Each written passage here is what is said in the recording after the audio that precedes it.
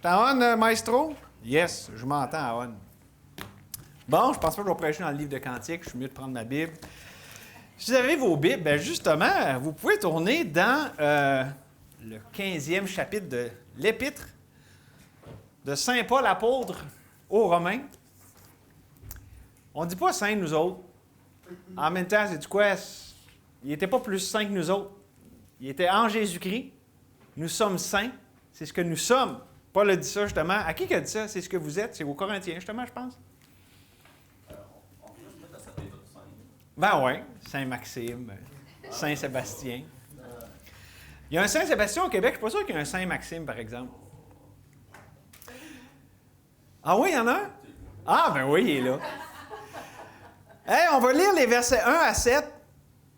Je veux vraiment que le Seigneur puisse graver ces versets sur notre cœur, spécialement le verset 7, duquel est tiré le titre du message et vraiment le focus du message.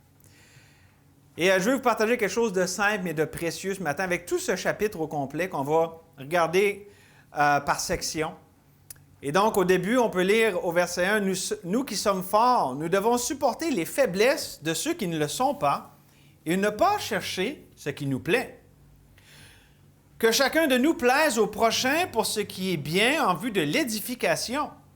Car Christ n'a pas cherché ce qui lui plaisait, mais selon qu'il est écrit, « Les outrages de ceux qui t'insultent sont tombés sur moi. » Or, tout ce qui a été écrit d'avance l'a été pour notre instruction, afin que par la patience et par la consolation que donnent les Écritures, nous possédions l'espérance.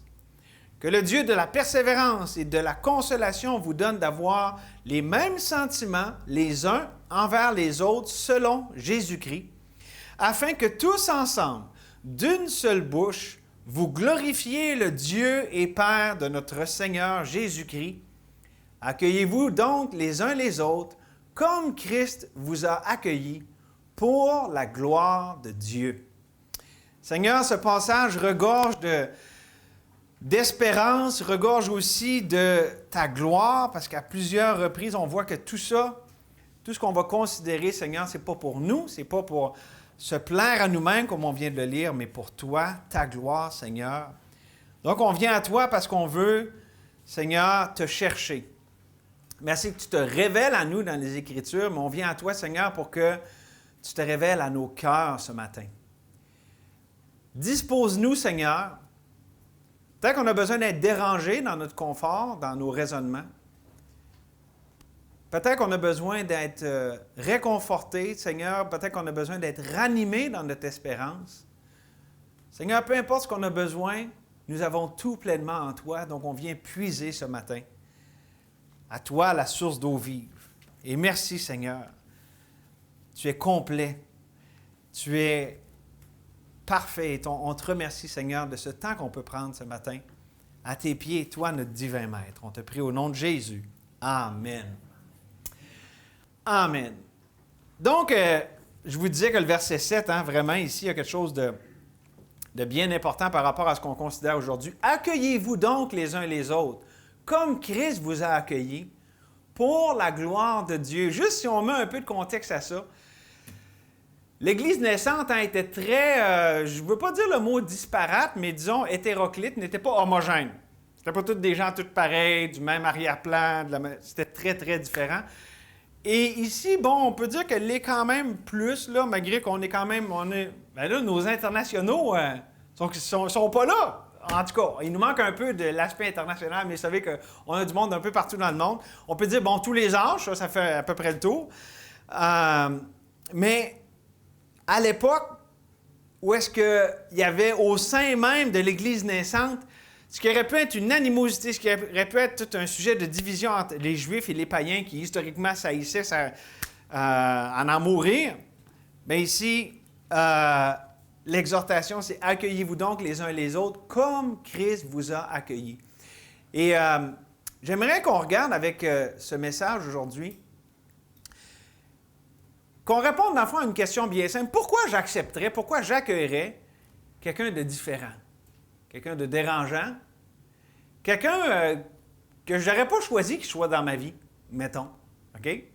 Ben, la réponse, ben, c'est dans le titre du message, c'est dans le verset aussi qu'on a lu. Dieu est la source de toute notre acceptation mutuelle. Pourquoi j'accepterais? Parce que moi, j'ai été accueilli. Ce que j'ai reçu, je peux le donner à un autre.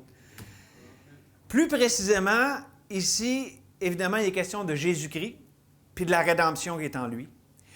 Et je ne sais pas si vous avez remarqué, mais dans tous les passages où les chrétiens sont appelés à faire quelque chose dans leur relation mutuelle, là, les fameux les uns les autres là, dans la Bible, ici on l'a un, c'est accueillez-vous les uns les autres, aimez-vous les uns les autres. Il y a beaucoup de les uns les autres dans le Nouveau Testament. Bien, dans le contexte immédiat ou dans le contexte plus large de ces passages-là, Jésus lui-même est la mesure de cet accueil, de cet amour, de ce que Dieu demande. Jésus en est la mesure, comme ici, hein? Ça dit, accueillez-vous donc les uns les autres comme Christ vous a accueilli. Voyez-vous, il y en est la mesure aussi. Jésus a dit, je vous donne un commandement nouveau. Hein? C'est quoi ce commandement nouveau-là? Aimez-vous les uns les autres comme je vous ai aimé, vous aussi, aimez-vous les uns les autres. Voyez-vous, Christ est la mesure. Même chose pour le pardon.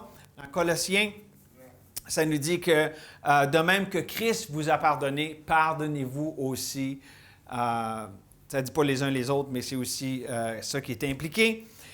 Des fois, Jésus est donné comme un exemple, par exemple, dans 14, 3, ici dans Romains, là, que celui qui mange ne méprise point celui qui ne mange pas, et celui qui ne mange pas ne juge point celui qui mange, car Dieu l'a accueilli. Comment il l'a accueilli? En Jésus-Christ.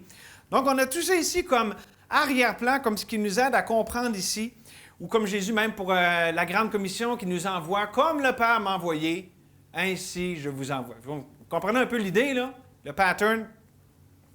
Donc, ce n'est pas nous les initiateurs, ce n'est pas nous qui avons besoin de chercher en nous-mêmes, on a tout ça en Jésus-Christ. Et même pour la vie chrétienne elle-même, je n'ai pas besoin de me demander comment vivre la vie chrétienne, c'est Christ qui vit en moi. Hein? C'est ça que ça dit dans Galates 2,20. Ah, celle-là, il y a quelqu'un qui le connaît par cœur.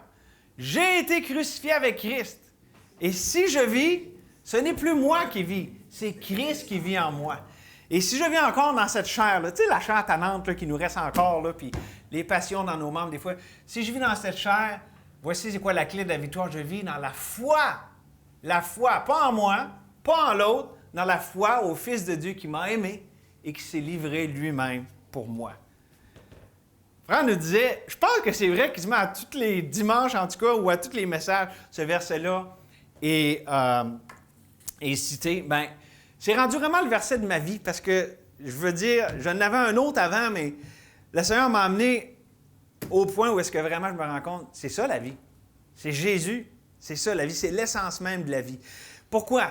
Bien, savez-vous que Jésus-Christ, là, ça nous dit, là, dans la parole de Dieu, dans Hébreux, au chapitre 1, verset 3, que Jésus, là, sa personne là, qui est là, ça nous révèle tout ce qu'on a besoin de savoir sur Dieu. Écoutez bien ce que ça dit, là. Là, je vous lis dans la Bible du Sommeur. C'est mieux traduit que la Louis II qu'on a dans les mains, ou que l'Osterval, ou que bien des versions. Car le Fils est le rayonnement de la gloire de Dieu et l'expression parfaite de son être. C'est ça que Jésus est. Il soutient toutes choses par sa parole puissante. Après avoir accompli la purification des péchés, il s'est assis dans les cieux à la droite du Dieu majestueux. Mais c'est ça, le Fils est le rayonnement de la gloire de Dieu, l'expression parfaite de son être. Ce que j'ai besoin de connaître sur Dieu, ça m'est révélé par Jésus lui-même, ce qu'il est, sa personne.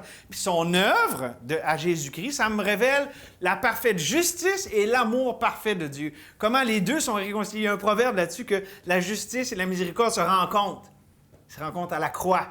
Hein? Dieu a été juste en s'occupant du péché, en donnant le salaire du péché, mais pas pour que nous, on le prenne, mais il l'a fait subir à son Fils. Et son amour, justement, c'est qu'il a subi la condamnation à notre place.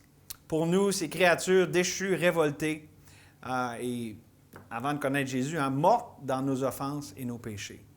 Nous qui avions désespérément besoin d'être réconciliés, il est venu puis il a fait la paix par son sacrifice merveilleux. Donc, c'est ce que Jésus nous révèle.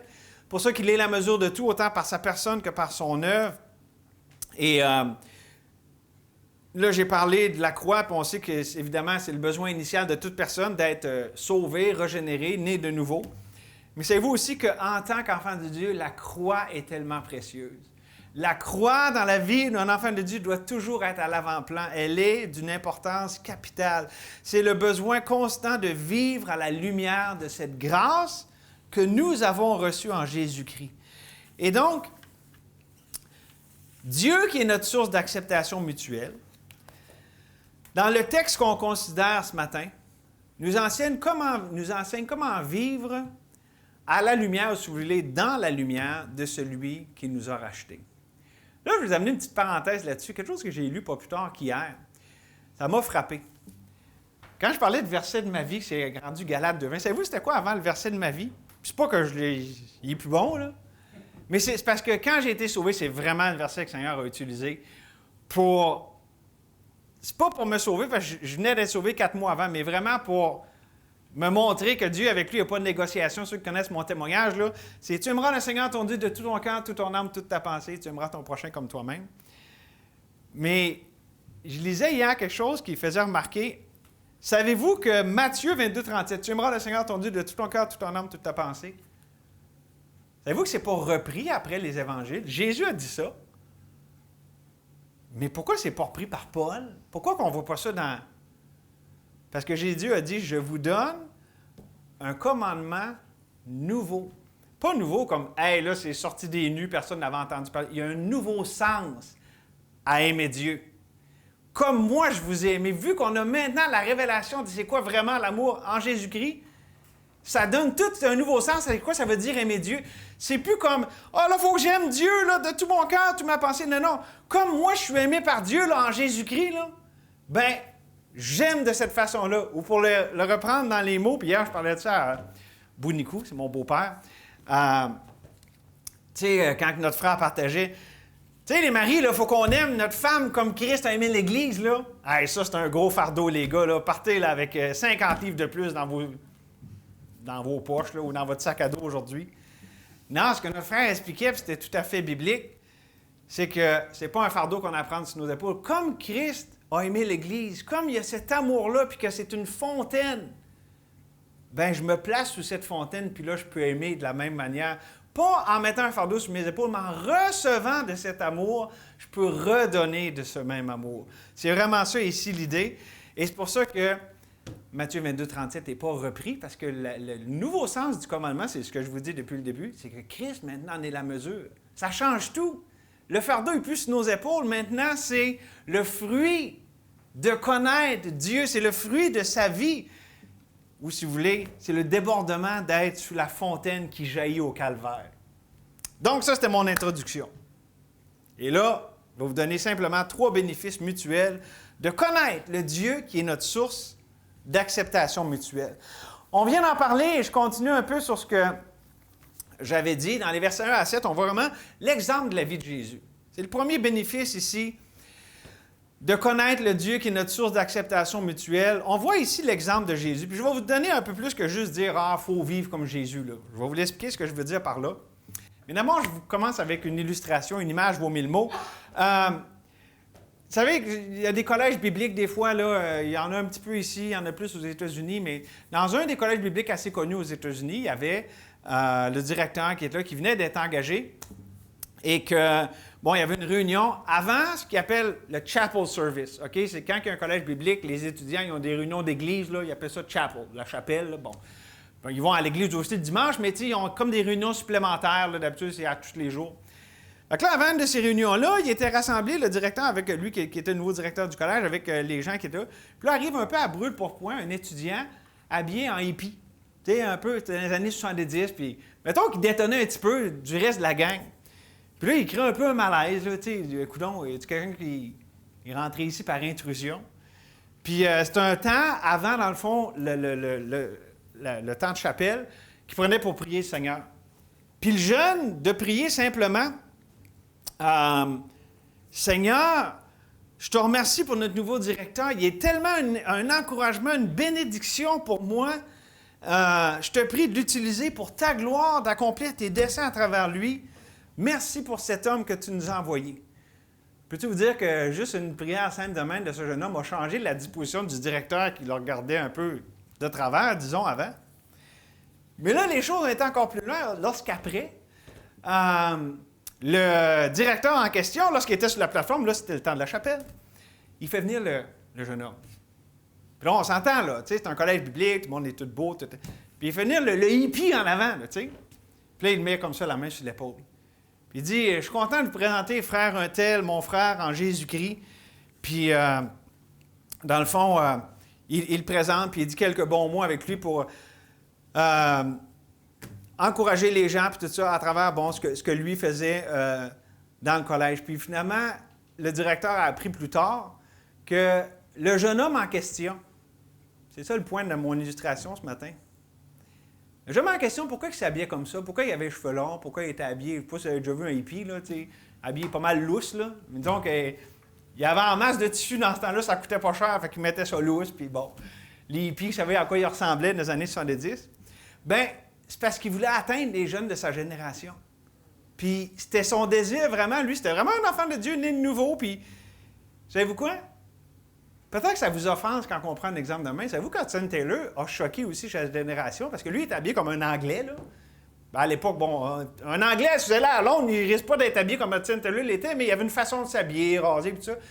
Puis Hudson Taylor, en étant sur le champ missionnaire en Chine, à un moment donné, Dieu a vraiment dirigé, convaincu de changer son apparence, puis il s'est habillé comme un Chinois.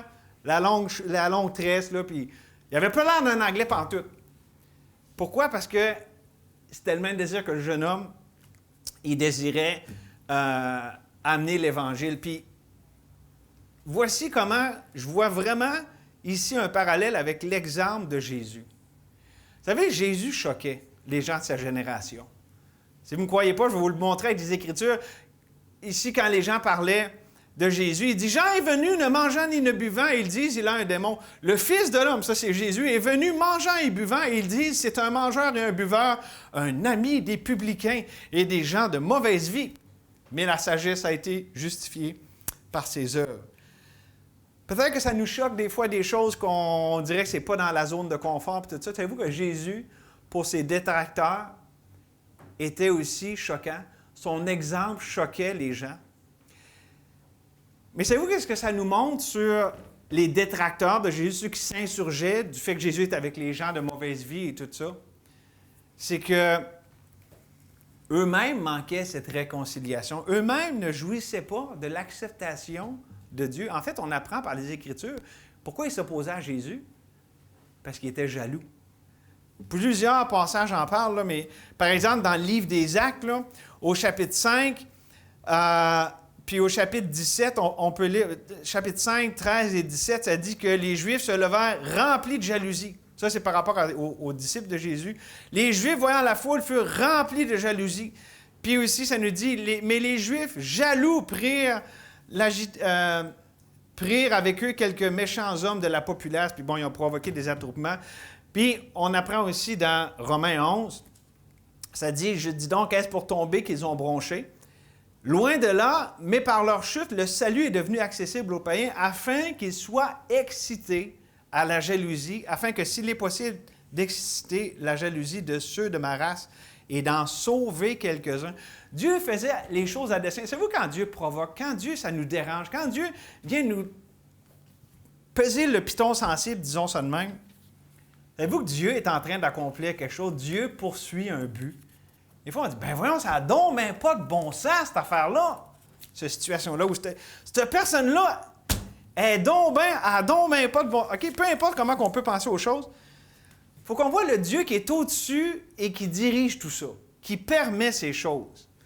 Parce que si on voit juste ce qui choque, probablement on manque le Dieu qui est en train de se servir de ça pour accomplir son dessein.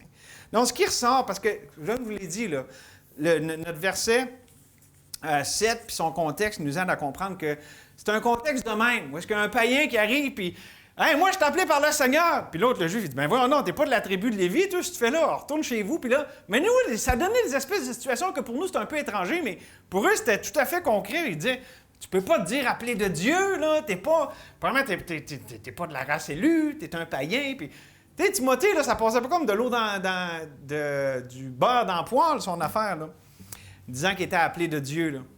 Donc, voici ce à quoi je veux amener ce premier point-là, de l'exemple de la vie de Jésus. C'est que si on veut suivre l'exemple de la vie de Jésus, là, écoutez-moi bien, là, puis là c'est plate, là, ça c'est un point plate, là. Il faut s'attendre à souffrir pour le bien, puis même pour le péché d'autrui. Puis on va voir que ça ne veut pas dire de tolérer le péché, ça ne veut pas dire de faire des niaiseries, là. Mais tu sais, Jésus, c'était pas le peace and love de l'école du dimanche qu'on voit se promener, puis tout est beau. Non, Jésus était un homme de douleur, accoutumé à la souffrance. Jésus était rejeté, méprisé des hommes. Et si on veut marcher dans ses traces, il faut s'attendre à ce qu'on aille aussi du rejet.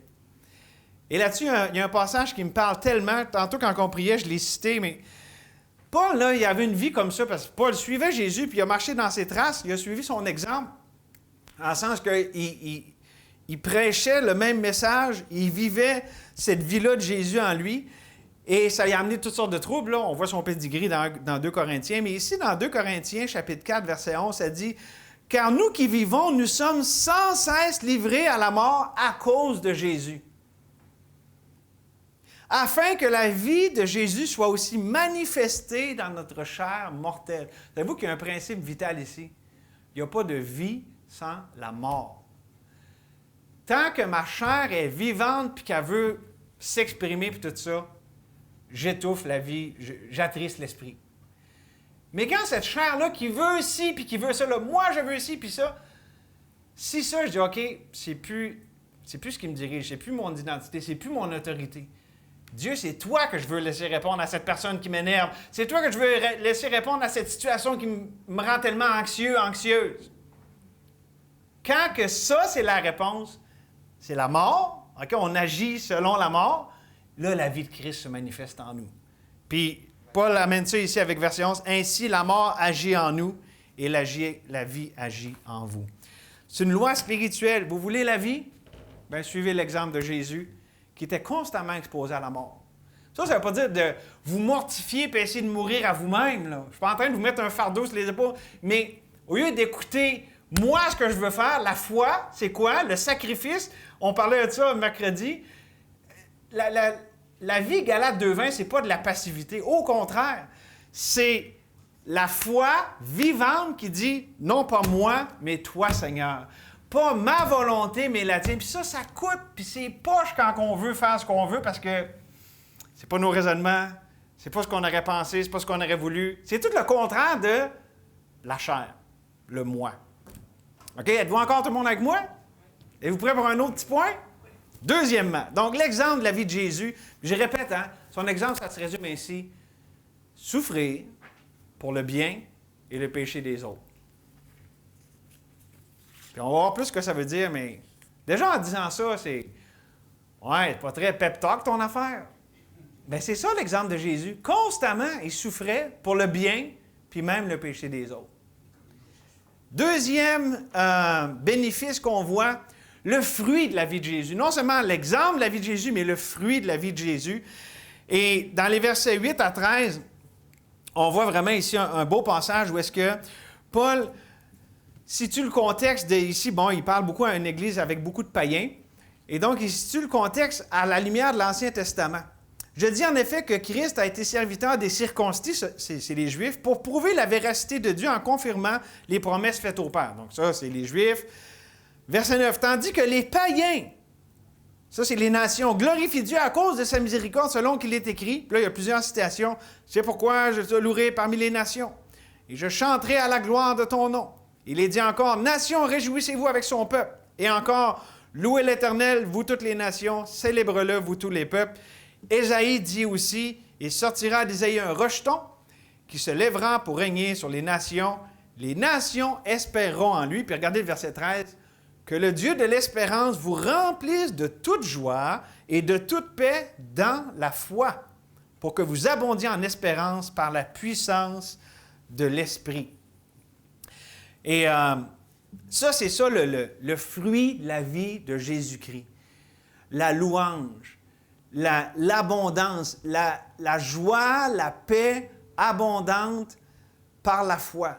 Et donc, le but de Dieu, là, avec ce qu'il permet dans nos vies, puis avec son œuvre, le but de Dieu, avec aussi, justement, notre acceptation mutuelle. Pourquoi j'accepterais de souffrir pour le bien et pour le péché des autres? Là? Le but que Dieu veut avec ça, là, c'est se glorifier là-dedans. Puis dire, regarde, moi, je prends du monde tout pas pareil, incompatible, puis je montre que moi, je suis tellement bon, je suis merveilleux, puis regardez la belle œuvre que je fais. Ils s'aiment, ils s'accueillent les uns les autres, ils sont uniques parce que c'est une œuvre unique que je suis en train de faire avec eux autres. Et tout ça, mes amis, tu sais, l'idée de la gloire de Dieu, là, c'est bien le faire paraître. Donner gloire à Dieu, c'est dire, « Wow, t'as-tu vu ce Dieu-là? Il n'y a pas de Dieu comme lui. » C'est ça l'idée de gloire. Fait que, l'idée ici, là, c'est que avec cet accueil, cet amour, cet accueil mutuel, ça dit, « Wow, t'as-tu vu le Dieu qui fait une chose pareille? » Ça donne gloire à Dieu. Ça, c'est le fruit de la vie de Jésus. Ça donne gloire à Dieu. Et je ne sais pas si vous avez remarqué, bien peut-être pas, à moins que vous ayez cherché dans vos Bibles auparavant, mais dans les citations qui sont dans les versets 9 à 12, là, ben c'est l'ensemble des écrits de l'Ancien Testament. Je pense qu'il y a un point ici. Il y a une citation dans la Pentateuque, une citation dans les livres historiques, dans les psaumes et dans les prophètes. Ça, là, c'est l'ensemble de l'Ancien Testament. OK? C'est-à-dire que dans tout le plan rédempteur de Dieu, tout ce que Dieu avait révélé là, dans toutes les parties de l'Ancien Testament, le but de Dieu était d'être glorifié par toutes les nations. Pas juste par son peuple, mais toutes les nations. N'est-ce pas ce qu'on voit avec Rahab, la prostituée, qui était une païenne, Ruth, qui était aussi une païenne, qui sont dans la généalogie même de Jésus, Naaman, hein, ce chef syrien, la veuve de Séraptan, tous des gens qui n'étaient pas d'Israël, mais qui ont glorifié le Dieu d'Israël en le connaissant. Et ça parle hein, c'est écrit dans ces versets-là que glorifier, chanter à la gloire, l'idée c'est vraiment de célébrer Dieu. Je pense qu'ici, il y a une leçon importante par rapport aux fruits de la vie de Jésus en nous. Parce qu'on peut penser, quand j'ai parlé tantôt de l'exemple de la vie de Jésus, de souffrir pour le bien et le péché des autres, de tout être débobiné, dans l'apathie, d'être découragé. Hey, c'est pas ça de souffrir pour le bien, pour le bien. Mais quand on voit après le fruit, c'est quoi? La louange, la gloire, les chants, l'allégresse. Il y a comme quelque chose qui ne marche pas, là. Souffrir, puis allégresse. L'exemple de la vie de Jésus, qui est un homme de douleur accoutumé à la souffrance, puis après ça, toutes les nations qui donnent gloire, qui chantent à la gloire de son nom. C'est un paradoxe. C'est une contradiction apparente. Quelque chose qui semble ne pas aller ensemble, mais ça va tout à fait ensemble. Parce qu'avec Dieu, voici c'est quoi le principe. Payez maintenant, réjouissez-vous après. Avec Dieu, avec le monde, c'est quoi? Réjouissez-vous maintenant, soyez dans la misère après. Le juste vivra par la foi. C'est pour ça qu'on ne peut pas y aller par la vue. Là. Hey, là, je vois que ça marche, je vois que ça va amener ce que je pense, puis là, je vais être bien heureux. Ça, c'est la chair, c'est pas la foi qui pense de même. Avec Dieu, il nous dit, non, je te fais passer par un chemin que tu n'aurais pas décidé, que tu n'aurais pas voulu. J'ai des voies qui ne sont pas tes voies, qui sont tellement plus élevées que tes voies. Mes pensées, tu ne peux pas les comprendre, mais fais-moi confiance. Puis là, il fait confiance, il dit, hein? Dieu, tu avais donc bien raison, c'est donc bien merveilleux. Et c'est pour ça ici qu'on voit que le fruit de la vie de Jésus, c'est la joie, c'est la paix, c'est la louange. Et oui, il y a un prix à payer. Oui, la vie chrétienne, c'est pas la prospérité, tout va bien, puis il n'y a pas de problème. Non, il y a des épreuves et des difficultés, mais le fruit, mes amis, il n'y a rien de comparable à ça. Et ça m'amène à une application importante. La semaine passée, on a eu le repas du Seigneur, puis j'en ai parlé un petit peu, mais vous savez, c'est tellement important. Pourquoi, ceux qui n'étaient pas là, on s'est posé la question, pourquoi qu'on a le repas du Seigneur? Ben, parce qu'il faut le faire, c'est quelque chose que Jésus a dit de faire. C'est bien plus que juste dire, c'est une affaire qu'il faut qu'on fasse. Quand on comprend pourquoi, c'est parce que Christ veut constamment et toujours rester au centre. Que sa personne et son œuvre soient le centre de notre adoration, de notre communion. Tu sais, c'est pas notre Église, c'est la sienne. Puis le repas du Seigneur, ça nous ramène à lui, à ce qu'il est, puis à ce qu'il a fait. OK? Et ici, je vais faire peur à quelques personnes ici, là. Savez-vous quoi? Un des mots, là, pour le repas du Seigneur, savez-vous c'est quoi? C'est l'Eucharistie. Mais là, je viens de vous parler en grec, ça ne vient peut-être pas, là, mais quand je vous dis Eucharistie, là, ayez pas peur, OK? Ça veut juste dire action de grâce. Savez-vous quoi? On pourrait, au lieu de dire repas du Seigneur, voici ce qu'on pourrait dire. Annonce pour, ça va être le 3 septembre, repas agapé suivi d'un repas d'action de grâce. Parce que c'est ça, le repas du Seigneur, c'est une action de grâce pour l'œuvre parfaite, complète de Christ. On dit merci Seigneur. C'est pour ça que le mot Eucharistie, ben, je ne vais pas le prendre parce qu'il est trop chargé dans ce Québec catholique. Mais c'est un méchant bon mot, là. C'est l'action de grâce. C'est comme, on va avoir un repas là, pour dire merci Seigneur pour ton œuvre accomplie. Merci que tu es le centre, puis on veut que tu restes le centre. Puis... Fait qu'on pourrait se mettre à appeler ça au lieu de dire repas du Seigneur, le repas d'action de grâce. Repas agapé, l'amour fraternel. Repas d'action de grâce, merci Seigneur pour ton œuvre. Je pense que je viens de changer les annonces. Je pense que c'est comme ça qu'on va le dire. Parce que c'est ça l'idée. Une Église qui est centrée sur Jésus est une Église qui le loue, qui le célèbre, qui ne pense pas tant à nous autres, puis l'autre qui a fait ci, puis ça. Non, c'est Dieu qui prend la place. Puis quand on devient tellement offensé ou tellement dérangé par ci puis par ça, savez-vous quoi? C'est parce que nous, on est là, puis on prend le milieu, le centre d'attention. C'est comme un signal d'alarme, dire « Ouh, t'es pas si important, c'est moi ici. » là. Puis c'est ça l'idée du repas du Seigneur. C'est pas notre Église, c'est pas par rapport à nous, puis nos différences ou nos importunités ou peu importe. C'est Dieu, c'est lui, c'est sa volonté. Et la volonté de Dieu, c'est de porter du fruit par le Saint-Esprit. C'est pas quelque chose de naturel, c'est pas quelque chose qui s'explique humainement, c'est surnaturel. Et ça m'amène donc au troisième point, tellement important ce matin. On a l'exemple de la vie de Jésus, on a le fruit de cette vie-là, mais aussi, on a l'exhortation qui est donnée pour la manifestation de la vie de Jésus, la manifestation de la vie de Jésus. Regardez le verset 14. Pour ce qui vous concerne, mes frères, je suis moi-même persuadé que vous êtes pleins de bonnes dispositions et capables de vous exhorter les uns les autres. Donc, il leur fait confiance. Cependant, verset 15. À certains égards, je vous écris avec une sorte de hardiesse, comme pour réveiller vos souvenirs à cause de la grâce qui m'a été faite d'être ministre de Jésus-Christ parmi les païens. Je m'acquitte du divin service de l'Évangile de Dieu, afin que les païens lui soient une offrande agréable, étant sanctifiés par l'Esprit Saint. Pourquoi, si Paul leur fait confiance, il leur donne une exhortation dans le verset suivant?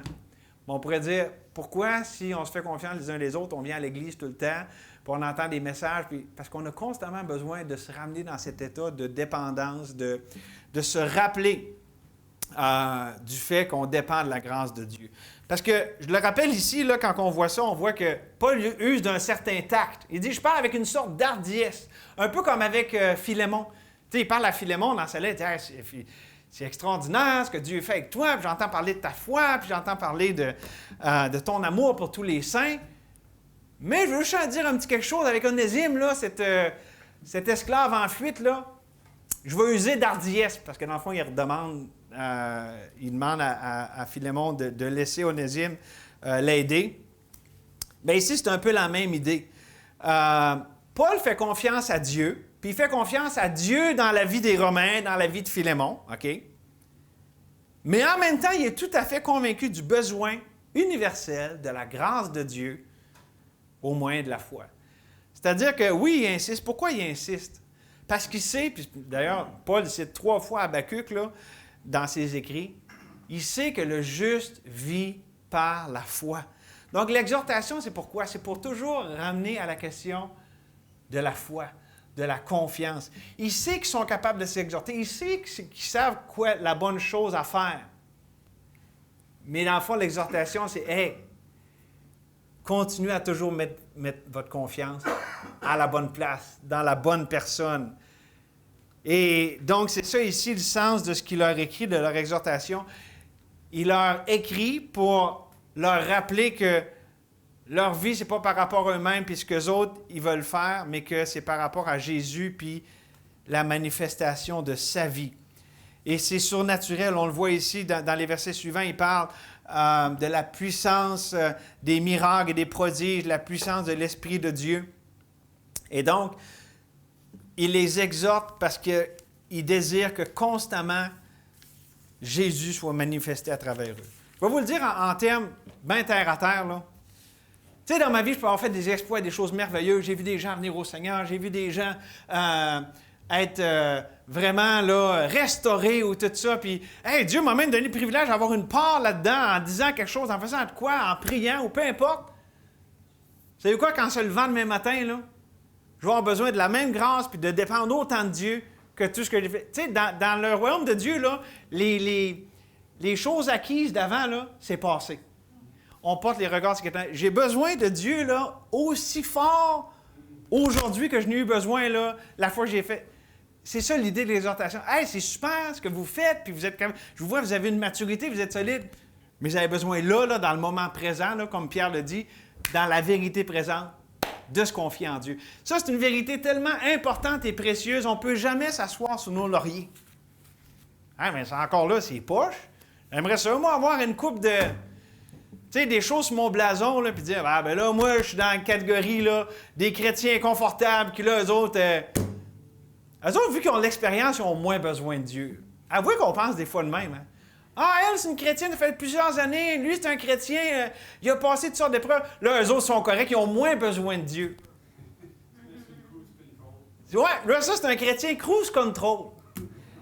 Non, justement. Dieu a conçu la vie pour pas qu'elle soit de même. On dépend constamment de lui. Parce que rappelez-vous quelque chose que j'ai répété à plusieurs reprises. On a cette tendance à vouloir contrôler. Hein?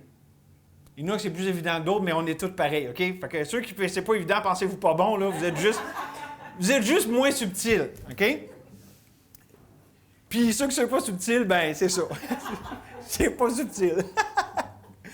Mais on désire tous contrôler, mais pourquoi? Parce qu'on a peur. Pourquoi qu'on a peur? Parce qu'on ne croit pas. On ne croit pas que Dieu est au contrôle, on ne croit pas que Dieu nous aime, on pense qu'il a besoin de notre aide. C'est pour ça qu'il constamment, cette exhortation-là, pour que la vie de Christ soit manifestée, il faut constamment qu'on revienne à ça. Comme un endroit sécure et paisible auquel on revient et dire, c'est vrai Dieu. Moi, je vous dis, ça a tellement changé ma vie, là. Je parlais de ça, là, on parlait de traverser le Jourdain et tout ça, des choses qu'on va revenir là-dessus plus tard. Puis je me dis, c'est quand moi j'ai traversé le Jourdain? Là? Si vous ne comprenez pas, c'est pas grave, vous expliquer plus tard, là, pour ne pas vous prêcher 3 messages en un. Là. Ça va être trop long, mais. Puis là, je me demandais, coudonc, c'est quand j'ai fait le déclic de la vie échangée? Puis, tu sais, moi, je parlais de ça avec ma femme, puis moi, là, c'est arrivé au moment où j'ai été saisi par le fait que Dieu m'aimait. Je me dis, ah ouais, arrive en ville. Tu sais, je veux dire, j'ai été sauvé. En fait, moi, c'est comme ça aussi que j'ai été sauvé. Ah, Dieu m'aime, moi. Tu sais, j'avais comme la misère à croire. Tu sais, j'étais le gars qui voulait rien savoir de Dieu, puis que là, je m'en vais, puis Dieu m'aime. Pour moi, c'était comme, ça se pouvait quasiment pas. Puis, de le réaliser aussi en tant qu'enfant de Dieu, après des années de vie chrétienne, d'avoir essayé de plaire à Dieu pour qu'il m'aime, pour qu'il soit content de moi. Puis là, de me reposer, Guillaume, tu n'as pas à tout essayer d'impressionner. Il t'aime déjà. Tu n'as pas besoin de faire de quoi pour qu'il t'aime plus. Ça, pour moi, ça a été une libération. Là. Ça a été tellement précieux. Puis, vous dites, ben là, il me semble que tu es lent à comprendre. Ben, j'ai besoin d'être exhorté puis d'être affermi dans la vérité présente parce que quand j'ai compris ça, ça a complètement changé toute ma façon de voir la vie chrétienne. Parce que avant, j'étais dans une dynamique à cause de ce que je croyais qui était un mensonge, que j'ai besoin de faire ça pour que Dieu soit content. Puis après ça change complètement la dynamique avec tout dans ma vie. Les personnes, les situations, tout. Avec ma relation avec Dieu. Du fait que, non, je suis sécure dans l'amour de Dieu. Son amour est parfait. Son amour... Puis, pourquoi je vous dis ça ce matin? Parce que c'est une affaire dont j'aurais pu prêcher des messages. J'ai probablement prêché beaucoup de messages sur l'amour de Dieu. Mais quand on est saisi par une vérité de Dieu, c'est pas pareil que juste dire une vérité de Dieu. Il y en a un qui peut être ici, puis on peut le proclamer avec conviction puis vérité, mais l'autre, c'est ici, dans le cœur, c'est totalement différent. Et là, je vous amène une autre illustration par rapport à tout ça, là, puis le point, c'est un point important, je vais prendre mon temps là-dessus. Si vous avez un roast beef, il va être bien cuit, OK? Si vous avez un roast beef dans le four. Tu sais, dans la vie, là, il y a des affaires poches, des fois, dans la vie. Des fois, on est confronté à la chair de quelqu'un d'autre. Tu sais, il y a pas juste... Tu sais, ma chair, je la trouve tannante, là. Mais là, des fois, elle se frotte avec la chair d'un autre. Par exemple, une fois, on s'est rendu compte, ma femme puis moi, Quand ma chair réagit à celle de ma femme, et ça ne fait pas un beau mélange. Ou quand la chair de ma femme réagit à la mienne, off. Tu sais, c'est comme, c'est de mal en pire. En pire, en pire, en pire. Puis là, OK. Il y a sûrement ici des gens qui peuvent me comprendre. Peut-être 2, 3, là. Vous deux en avant, vous avez semblé assez... vous autres, je pense que vous me comprenez. La chair ou le moi, là, tu sais. Mais moi, je veux ça de même, là. Moi, c'est ça que je pense, moi, là. Vous disiez encore moi, là. Moi. OK? Là, je ne suis pas subtil, mais c'est parce que c'est pour amener un point. Quand ça se confronte, quand ça frotte de même, bien moi, je vous dis, là, ma réaction, là, je confesse ce matin, une confession pastorale, ça m'énerve. J'ai comme le goût, c'est, ben voyons donc, ça tu sais, puis j'ai comme cette, moi, ma réaction, une réaction d'irritation, puis de, ben voyons donc, ça n'a pas de bon sens, puis ça m'énerve, OK? Puis c'est comme, il y a toutes sortes de variations aux réactions qui vont avec, mais vous comprenez l'idée quand je dis ça m'énerve, OK? Ça m'irrite. Et là, écoutez bien, là, quand on pense aux affaires, hein, j'aime tellement pas ça quand quelqu'un veut que son moi règne sur ma vie. J'aime bien mieux quand mon moi règne sur ma vie. Puis je veux briser le règne de son moi sur ma vie avec le règne de mon moi. Voyez-vous la folie de tout ça, là? C'est-tu le règne de la grâce? C'est-tu le règne de Christ? Pas en tout. C'est la chair qui répond à la chair, qui amène plus de chair, puis je vais t'imposer le règne de mon moi, tu vas voir, ça va aller bien mieux. Non.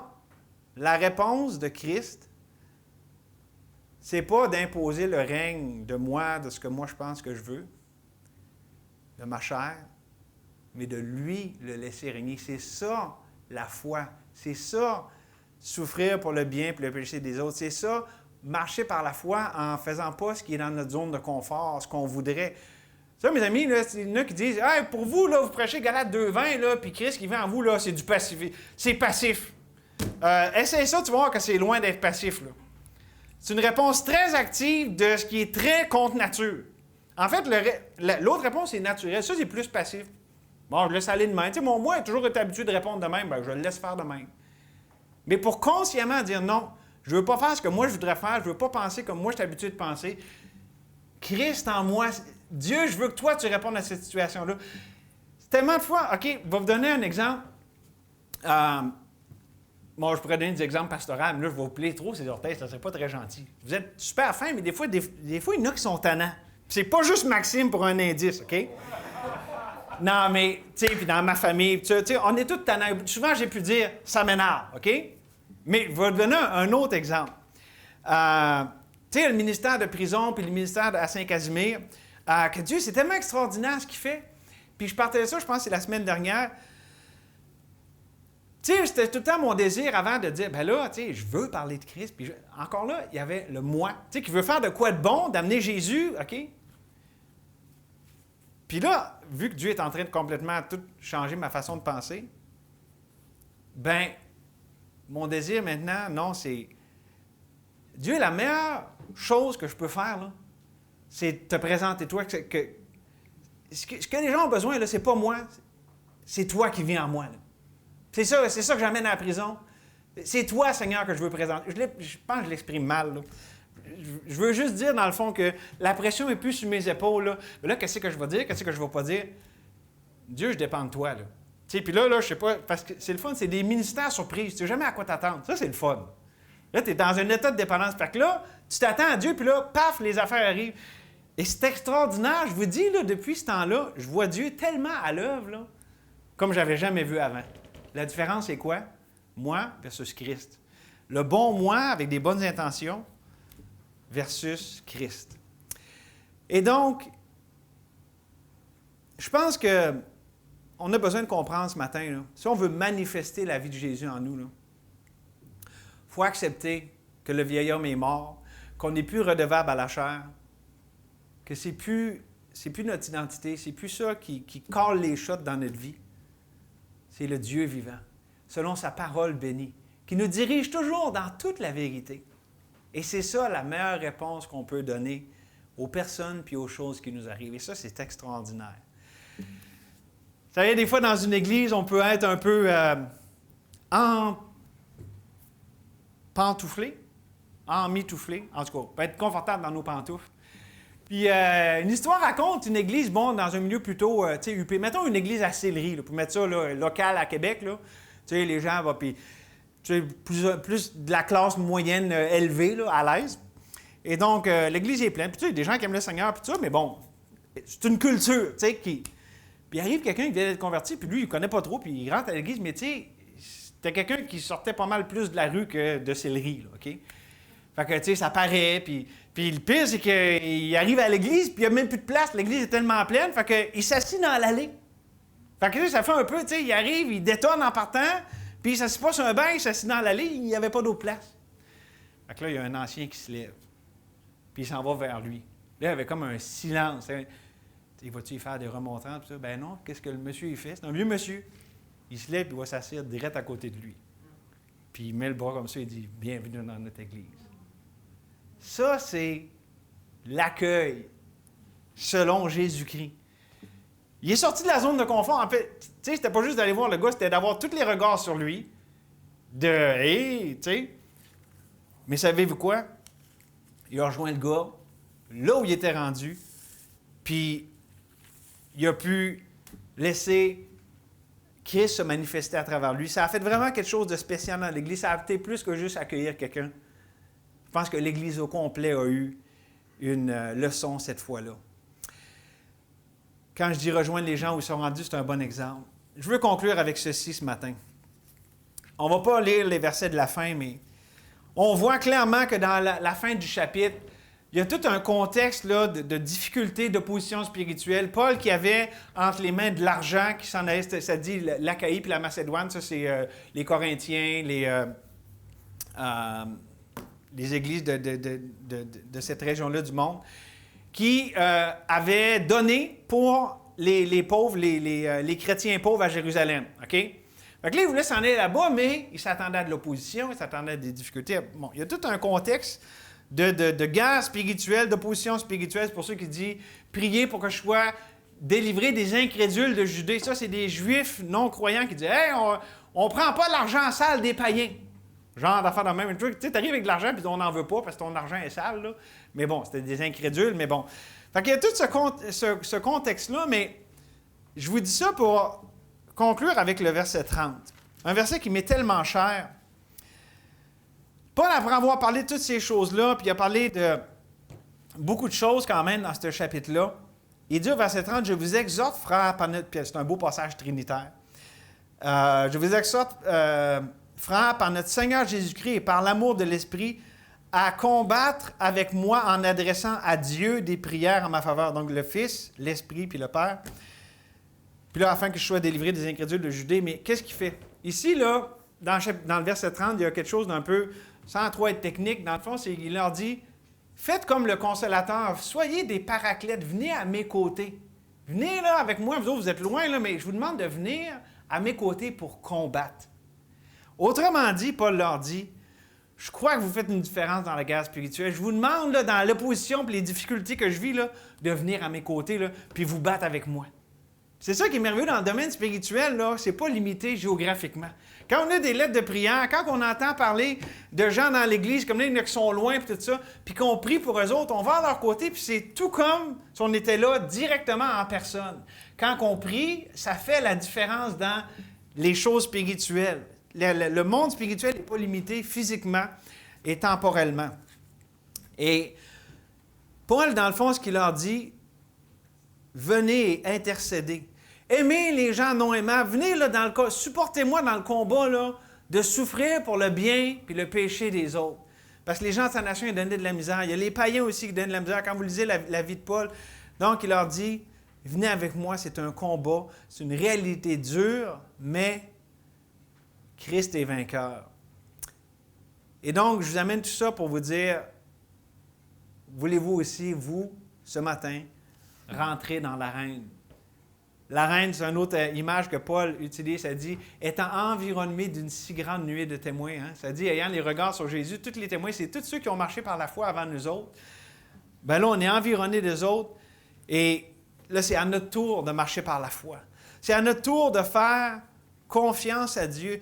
C'est à notre tour d'avoir le courage de la foi que nous professons. et de vivre cette mission christique, de ne pas rechercher ce qui nous plaît, mais comme Christ d'accepter que les outrages de ceux qui insultent Dieu tombent sur nous. Accepter le prix de l'opprobre de Christ. Et je dirais encore plus, pas juste l'accepter, rechercher. Vous savez, s'accueillir les uns les autres et connaître le Dieu qui est la source de notre acceptation mutuelle, c'est une des choses les plus merveilleuses. Et c'est une des choses pour lesquelles je rends gloire à Dieu qu'on a vu à travers les 3 dernières années.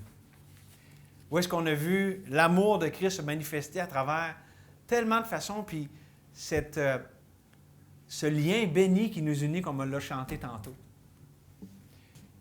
Mais ce n'est pas fini. Puis on doit persévérer dans le combat. Savez-vous qu'on attire l'attention de l'ennemi quand Christ se manifeste? Je pense qu'avant, là, Satan n'avait pas bien besoin de s'occuper de nous autres tant que ça parce qu'on ne dérangeait pas trop son royaume, puis avec notre chair, sans trop s'en rendre compte, on faisait pas mal la job de sous-contractant pour ce que lui aurait pu faire lui-même, fait qu'il n'avait pas besoin de se borderer trop avec nous autres.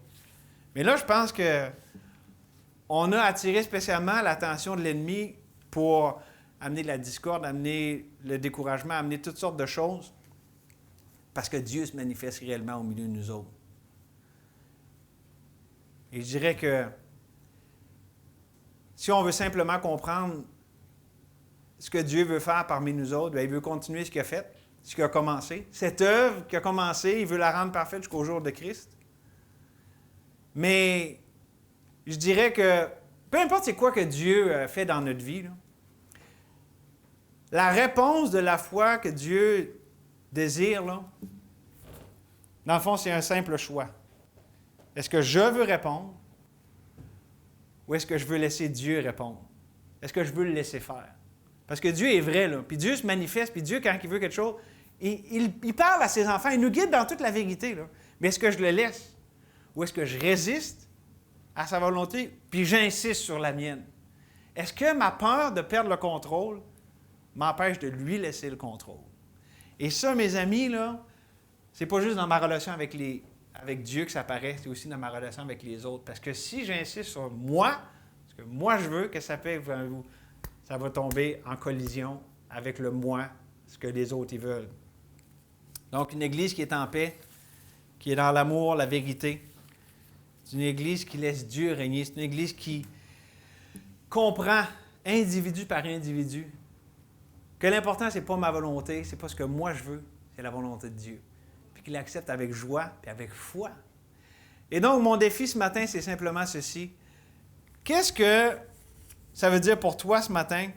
À quoi Dieu t'appelle à lui faire confiance avec ce que tu as entendu aujourd'hui? Et moi, je ne sais pas. J'en ai aucune idée, en fait. Bon, peut-être que je m'arrêtais pour avoir peut-être une idée pour un puis pour l'autre. Mais probablement, je me tromperais aussi. Mais Dieu, lui, il sait. Et je te dis simplement, embrasse par la foi, embarque par la foi dans la confiance à Dieu, dans ce que lui veut faire, en le laissant faire. Ce n'est pas de la passivité. C'est très actif de dire, non pas ma volonté, puis ça combat dans nos membres, là, mais la tienne, Seigneur. Souvent, c'est ce qui va nous empêcher d'avoir cette paix, cette joie. C'est nous-mêmes qui résistent à Dieu au lieu de le laisser faire. Ah, Seigneur, on vient à toi humblement. Tu vois, Seigneur, comment on a cette tendance à résister, à insister. Et c'est de la folie parce que, Seigneur, tu es le bon berger, tu es vrai, tu veux nous prendre d'aucune façon. Et tu nous aimes parfaitement. Donc, Seigneur, on a besoin d'être exhortés pour que la vie de Christ puisse se manifester. Et merci que, avec cette mort que ça peut produire, le fait qu'on souffre, le fait qu'on n'ait pas compris, le fait qu'on n'a pas les choses comme on voudrait, merci que c'est comme ça que ta vie est manifestée. Ah, merci que tu l'as voulu comme ça pour que toi, tu sois glorifié. Merci que quand on arrête, on t'abandonne le contrôle de notre vie, c'est là qu'on découvre c'est quoi la vraie vie. Ah, Seigneur, continue à nous enseigner. Tu vois où il y a des points, Seigneur, qui peuvent achopper. Moi, tu le vois dans ma vie, Seigneur. les choses qui me font peur, les choses que j'appréhende, les choses que je ne comprends pas ou que je ne voudrais pas. Je te les abandonne complètement, Seigneur. Ce n'est pas ma vie, c'est la tienne. Et merci, Seigneur, que tu es digne de toute confiance. Puisse ton peuple qui est ici réuni ce matin répondre par la foi à ce que tu avais à dire à chacun. Et merci, Seigneur, que tu es là au milieu de nous autres. Tu es vrai, tu es bon. On te loue, on te bénit. Au nom de Jésus. Amen.